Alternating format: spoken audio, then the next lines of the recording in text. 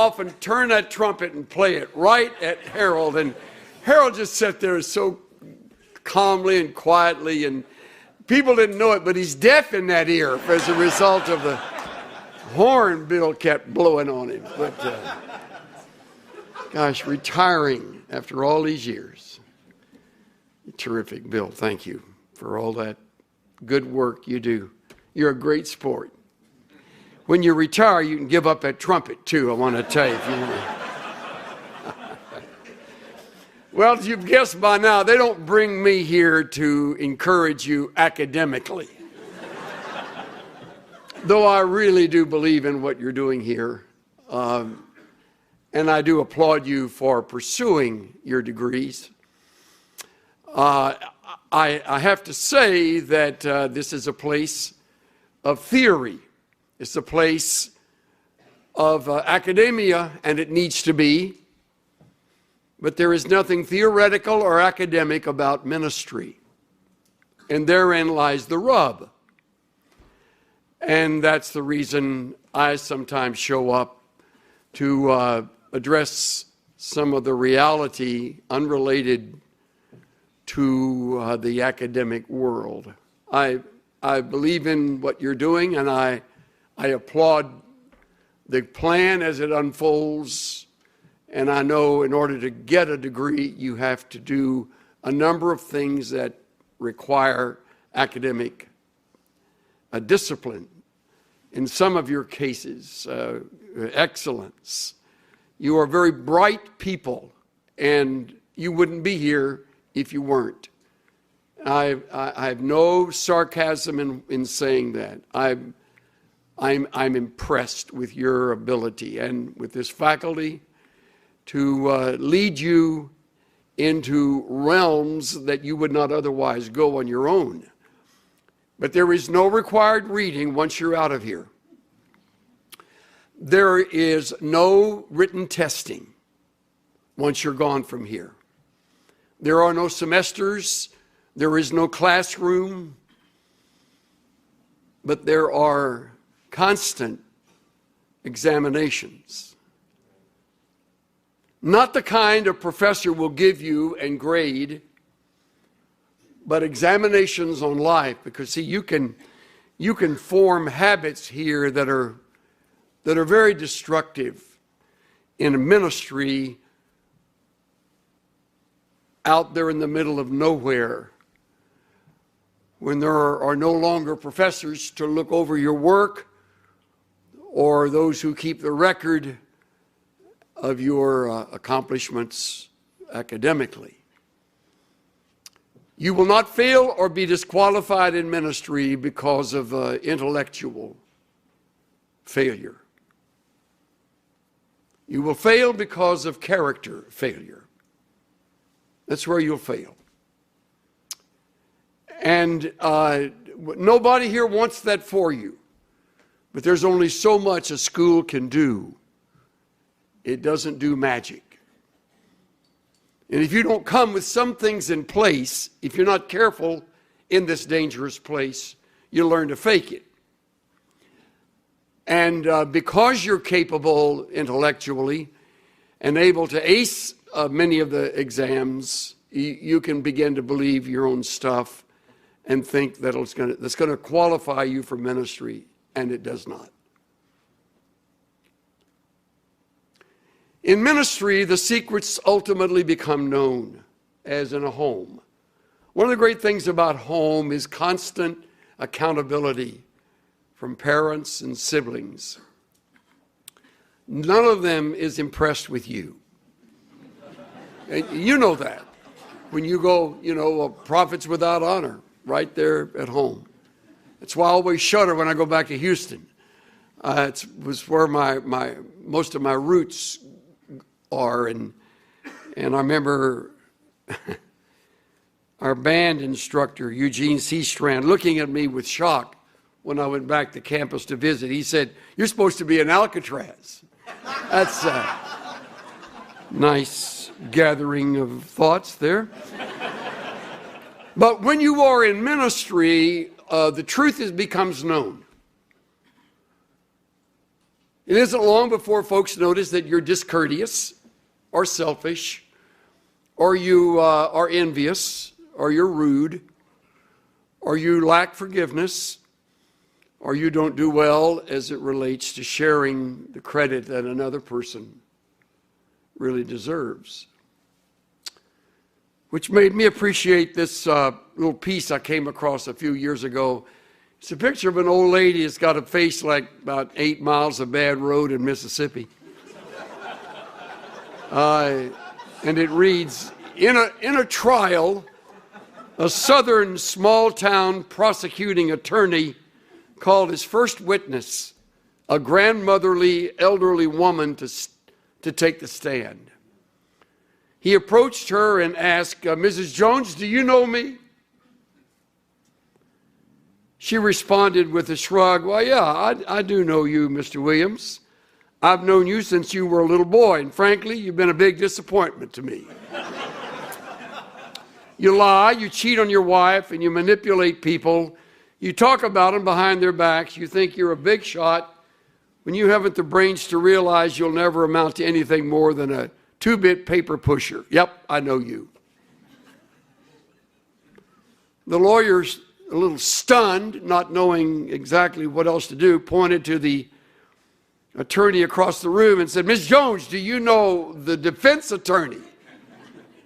She replied, yeah, I know him too. I've known Bradley since he was a youngster. He's lazy, bigoted, has a drinking problem. He can't build a normal relationship with anyone, and his law practice is one of the worst in our entire state. Not to mention, he cheated on his wife with 3 different women. One of them was your wife. Yeah, I know, Bradley. Defense attorney nearly passed out.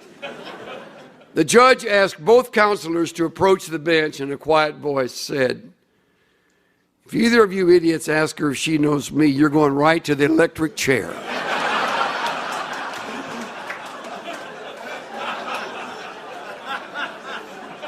I like that. They get to know you in ministry, and they are not impressed. You're not there to make a great impression. You're there to exalt the Savior.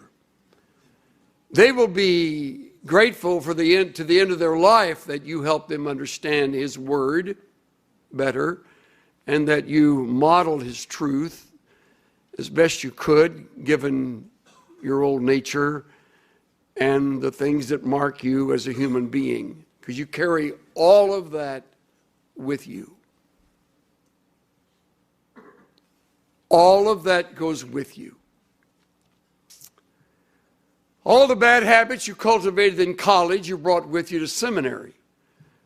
And unless something rather significant happens, you'll only get better at covering them up rather than dealing with them, which is the benefit of being involved in spiritual formation. Nobody asked me to underscore the value of that.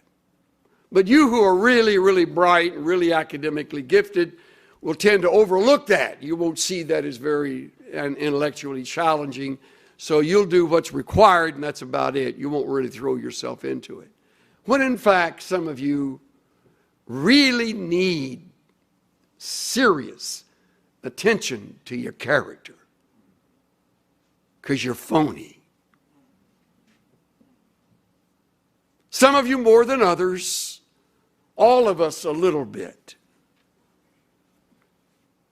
And because that's true, I shudder a little when I think of your getting through here with great grades and a rotten attitude. Or maybe, put it a little nicer, just a selfish spirit. I care about that. I was sitting on a platform about to speak at a commencement for a Christian college, sitting next to a classmate of mine. Actually, he was a couple of years behind me, and we had gotten to know each other as I was finishing and he was starting here at school. And so we caught up on each other's life. It was great to be. That's one of the great things about the camaraderie of the graduates of our school. And he and I were talking, and it happened to be a commencement where they also gave the awards. Here at seminary, we do an awards chapel just before the commencement ceremony. I like that, dividing them up. But at that school, they gave awards the same day they graduated students, and it was a large class, about 300. And the young lady who won the academic award, she's valedictorian, 4.4, as I recall, graduating top of her class. When they called her name and to come up and get the award, the place just exploded. And I noticed my buddy sitting next to me wasn't applauding. And I leaned over and I said, you must know something nobody else knows. He said, kind of whispered this as everybody was fawning over her. He said, I wish we gave awards for great attitudes, because hers stinks. He said the tragedy, and he said all of this just in a few seconds of time, and I didn't know her, and I've not talked to him since, but he said, I deal with her, and she is very, very bright and very obnoxious. But we don't grade that. I wish we graded that at seminary. We sort of do in some classes, but most of them, the profs are really nice, and they'll courteously overlook your rudeness, your arrogance.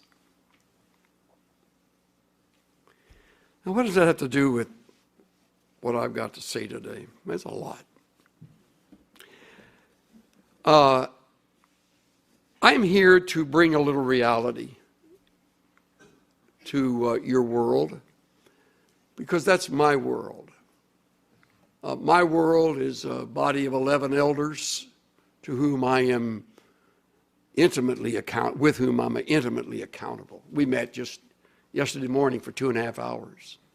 Yeah, by the way, I didn't plan to say this, but I will add, I decided over the holidays that I would put together 8 commitments of my life for 2015. And I wrote them down, all 8. I typed them up, ran them off, took them to the meeting and gave them out to the guys. I said, I want all of you to hold me accountable. These are 8 areas where I feel my life needs attention, and I want to be better at it at the end of the year than I am at it right now. And I, in fact, read the commitments to. No one asked me to do that. They were very gracious and finest group of elders I've ever worked with in any church. One of them is Stan Toussaint, by the way. Man, I respect with every fiber of my being. And he had the courtesy to thank me for that after that. But I didn't do it to get thanks. I did it because I want them to know on the front end as the year starts that I, an 80-year-old pastor serving a church with a wide variety of ages and stages of people, I know that I can begin to slip. I know that I can get lazy. And I know that I can get away with things if for no other reason than my age or what little bit of reputation I've been able to build over the years. I don't want to do that.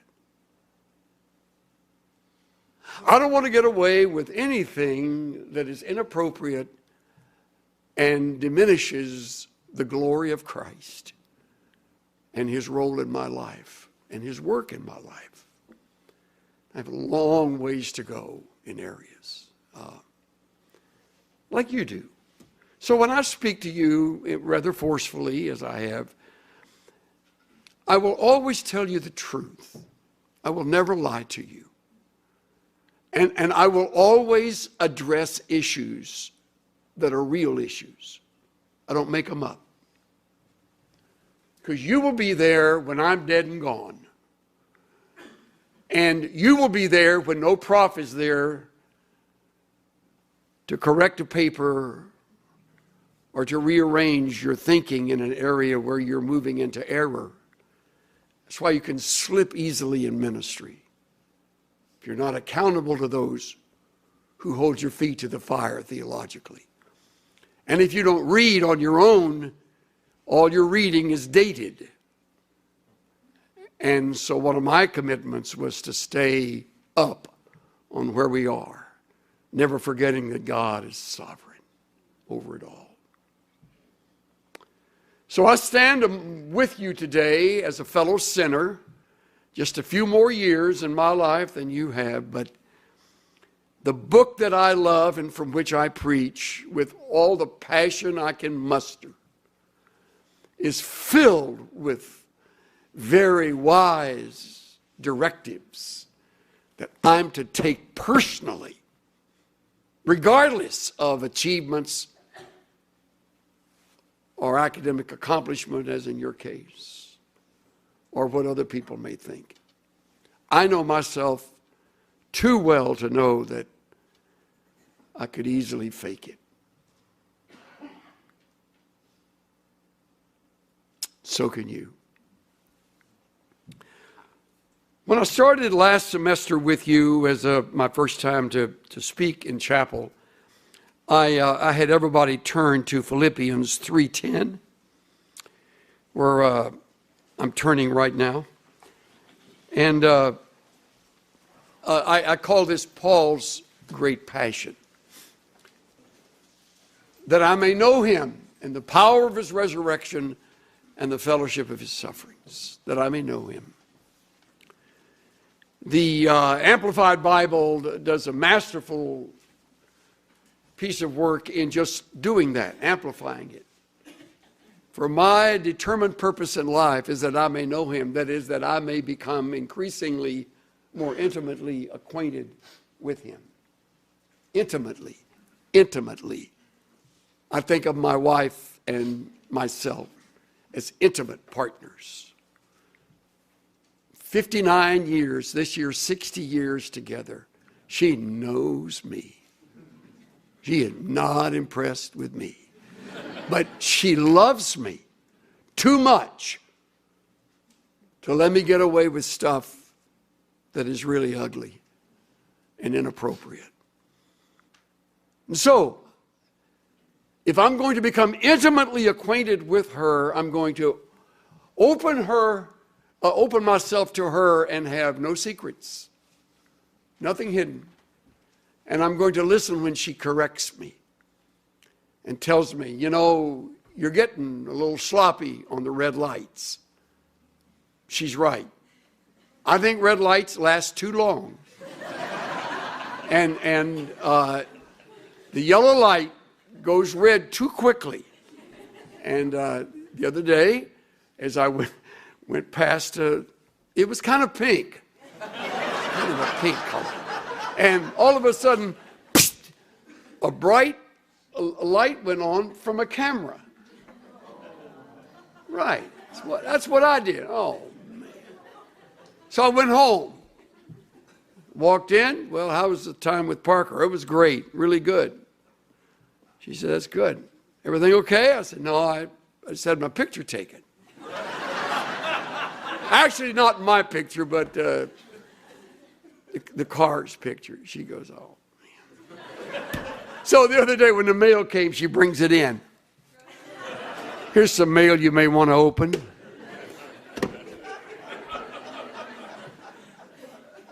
That I may know Christ so deeply and so intimately that I'm aware of the fact that I am impatient. And I don't keep that from you or anyone. I acknowledge it. I face it. I have nothing to lose by telling you that that is a weakness in my life. I will on occasion, unguarded moments, say to the Lord, just simple prayer, just hurry up. Come on, Lord. I've been asking you this for the last hour. As if an hour is in his minute. But he doesn't run my life, like I want it run. So I adapt to him. It's called submission, or one of the disciplines of the godly life surrender. And it doesn't come easily. If we are to become intimately acquainted with Him so that He really has the right to rule every part of our lives, then there's going to be a place where it's either my will or His will.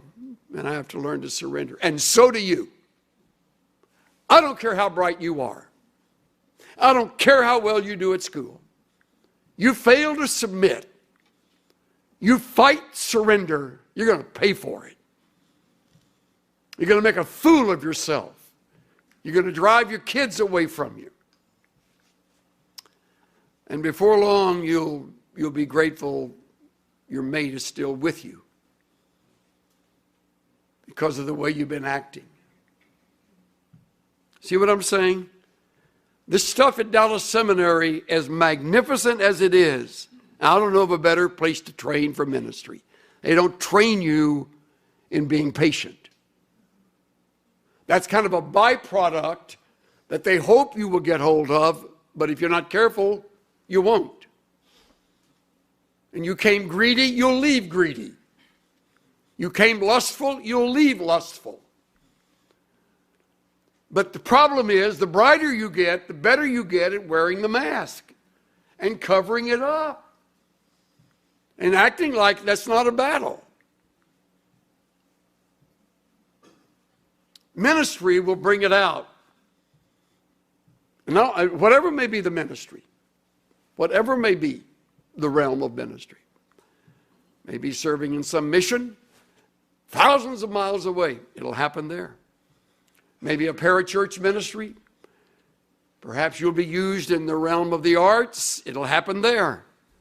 You may step into a local pastoral role as an assistant or part of the staff or a senior member of the staff.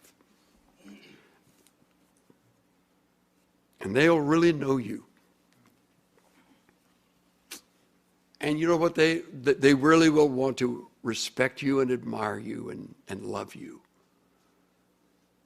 And one of the secrets, as I learned from Jim Peterson with the Navigators many, many years ago, is to let them see the cracks in your life. Let them see them. That's why I say to guys that go and do the candidating sermon at a church, don't preach your best stuff.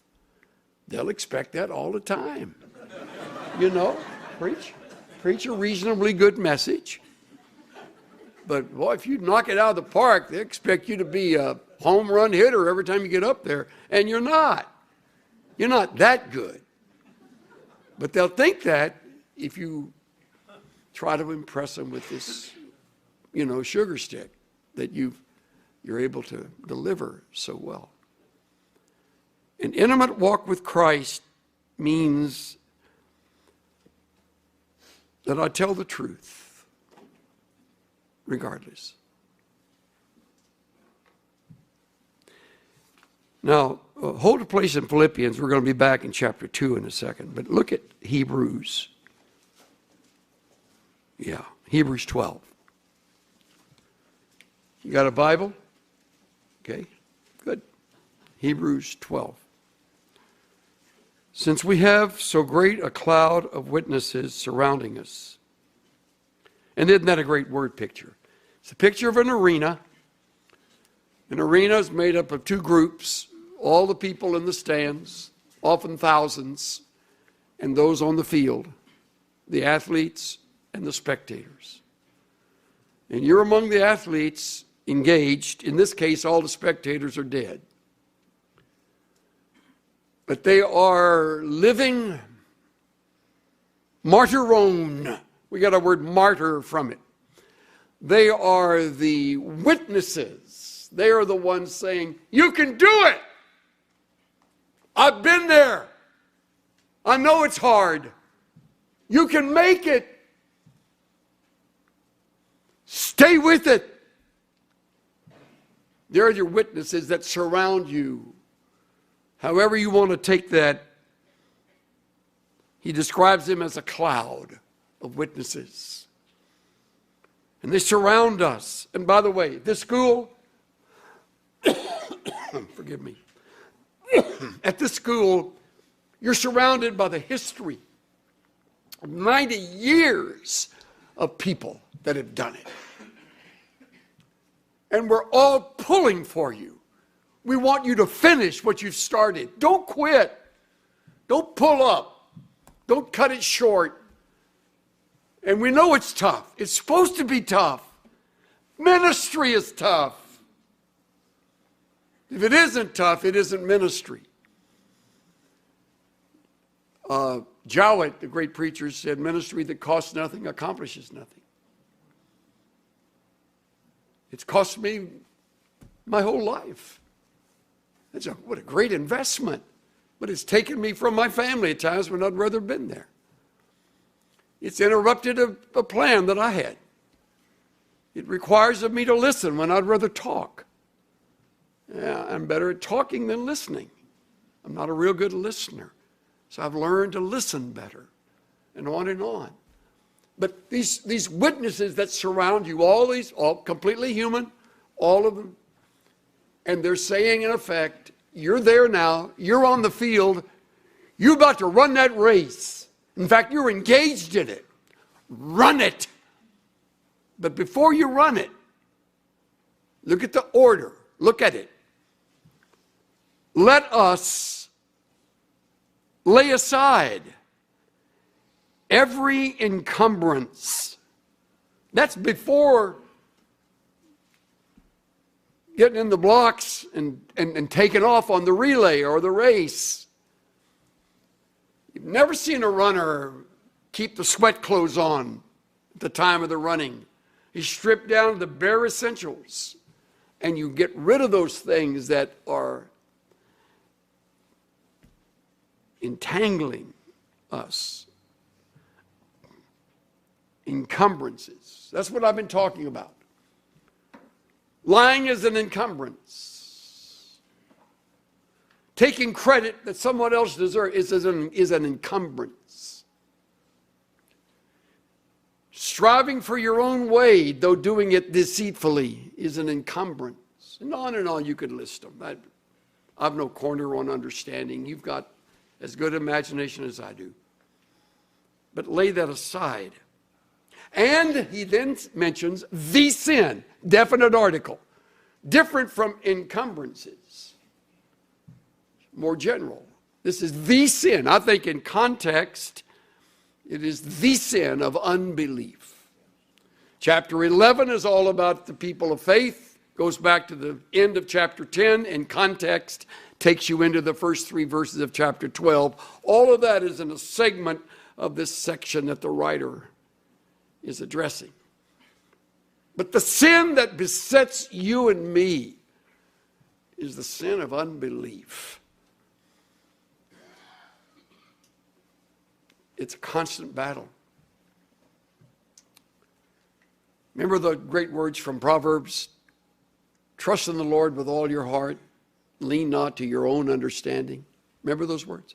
In all your ways, acknowledge him, and he'll make your path straight. Remember that? You memorized them when you were in Sunday school, or maybe a vacation Bible school, or perhaps with some group you were meeting with. Proverbs 3, 5, and 6. All your heart, all your ways, big as life, stands out. Trust him with all your heart. This seminary course that you're taking right now and every time you are back here, every semester, will be a test of your faith. Trust God. Trust him. He will not let you down. He will not give you your way. He will not say yes when you need a no. Trust him to lead. Trust him to provide. It is the sin that easily entangles us. So I surrender to him out of trust in him. And he's there, and he won't let you down. He doesn't speak audibly, so you don't always know what his agenda is. It's different than you thought it was. Unless you're very unusual, you missed it by a mile. Because you're training won't lead to where you think. It will lead to where He's planned. And for each one of you, that's a unique destination with a unique set of experiences that you will go with. My experience at this school, 4 years, is like no other person I've ever visited with. There are similarities in places, but the details are different. Your details are different.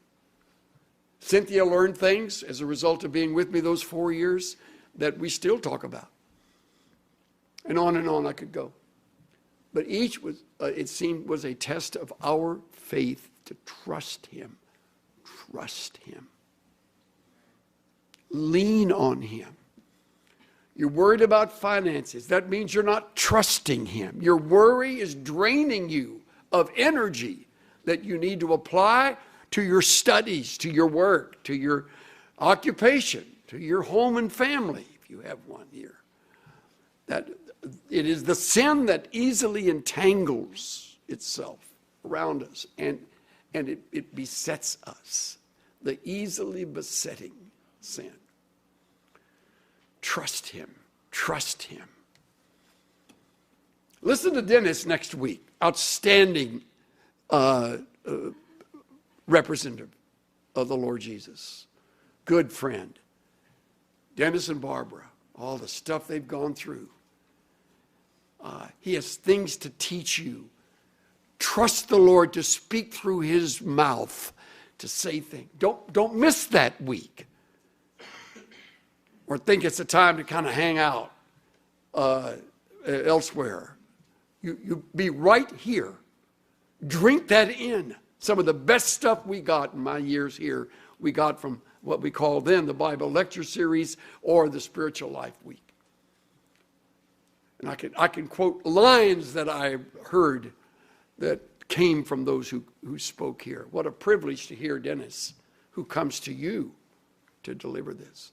It's all part of your training. But you're arrogant. And you're self-sufficient. And you're bright. And you will therefore convince yourself you don't really need what Dennis Rainey has to say. You do need it.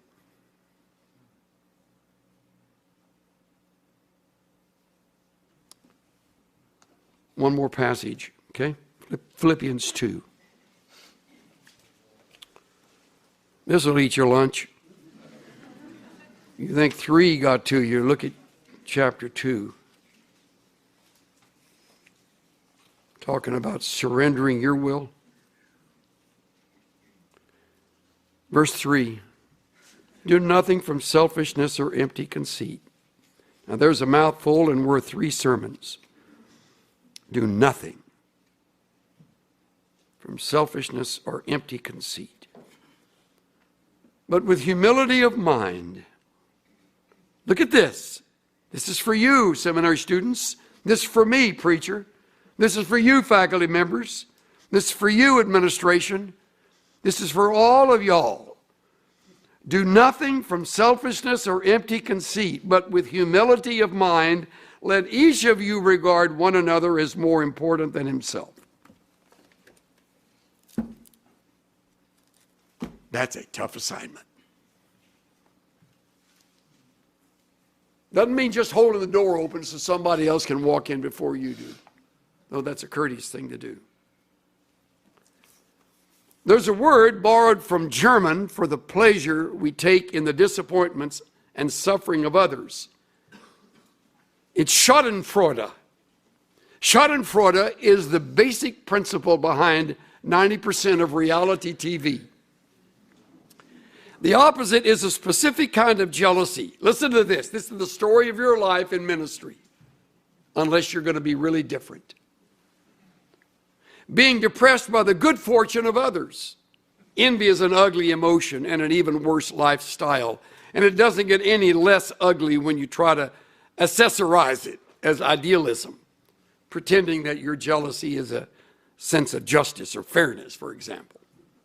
Unfortunately, it is the common lot of mankind not only to covet your neighbor's ass, I'm using the term biblically, He says it here. But also to be annoyed and irritable if he has an especially nice one. I learned this one afternoon in a hotel room in Washington, D.C. An acquaintance of mine had recently published a quite successful book and was getting both good reviews and healthy sales. As it happened, the author deserved all of this success because the book was well done, timely, and an important addition to the public debate. So I was depressed. A recent book of my own on a similar subject had not been nearly as successful. So watching the other author's celebrity was a bit like a root canal for my ego. My relative lack of success was in no way caused by the other author. And his success took nothing away from me, but I was nevertheless in a deep funk. I also had a decision to make. As it turned out, he was having a book signing party at a local Washington bookstore that evening. Should I go? The question made as much sense as, how would I like a hot, sharp stick poked in my eye? But I thought about it.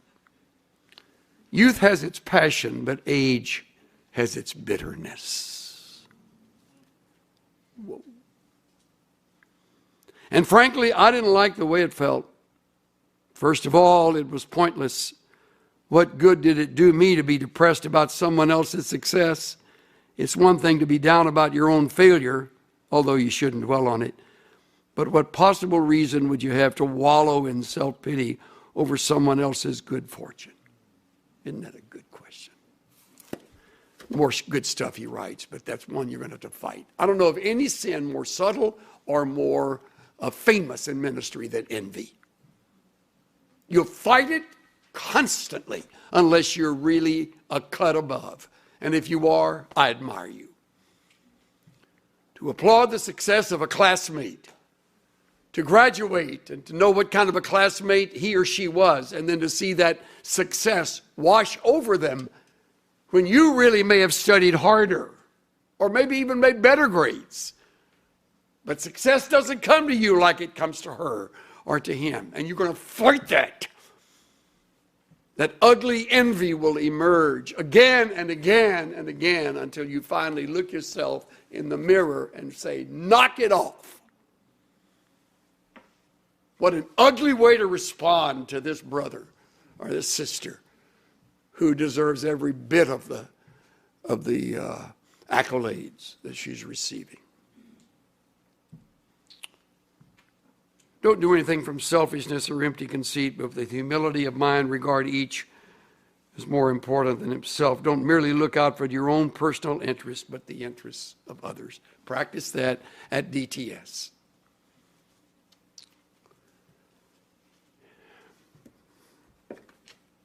I got to quit.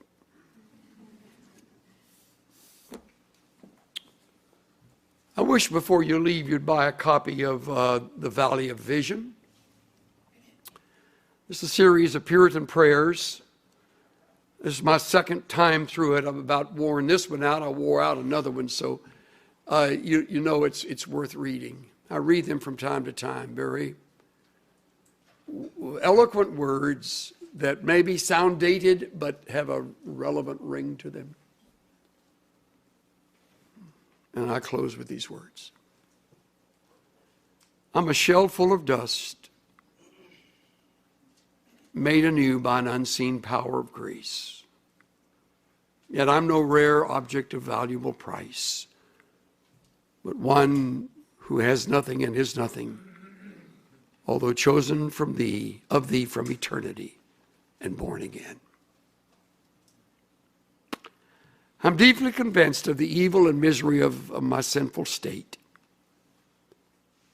of the vanity of creatures, but also of the sufficiency of Christ. Now listen closely. When thou wouldest guide me, I control myself. When thou wouldest be sovereign, I rule myself. When thou wouldest take care of me, I suffice myself. When I should depend on thy providings, I supply myself. When I should submit to thy providence, I follow my will. When I should study, love, honor, trust thee, I serve myself. I fault and correct thy laws to suit myself. Instead of thee, I look to man's approbation. I am by nature an idolater.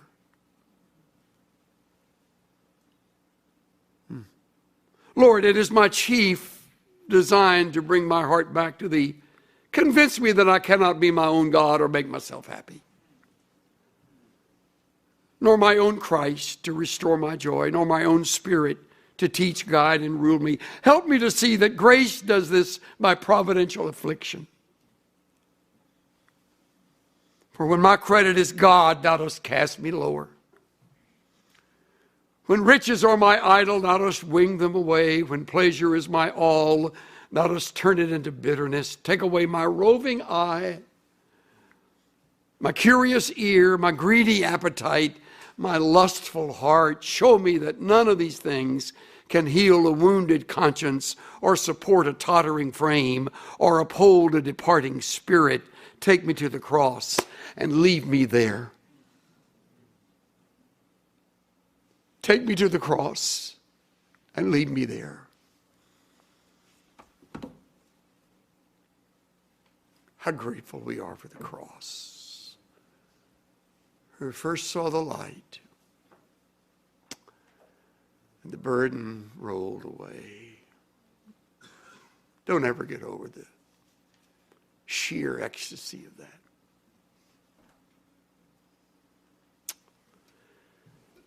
Lord, change is in order, and I'm first in line. After all these years of knowing you and walking with you, I'm just now learning some of these things. And I'm ashamed to admit that I'm like a juvenile in some of these things. I'm just learning them.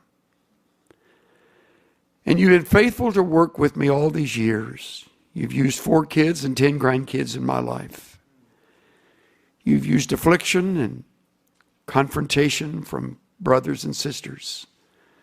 You've reproved me, and I'm just now getting it. Give me a few more years, Lord, to live it out. I'd like to show you how much you mean to me. Keep me at the cross, where change comes only from you. Change my heart. Change my motivation. Change my life. In the name of Jesus. Everybody said,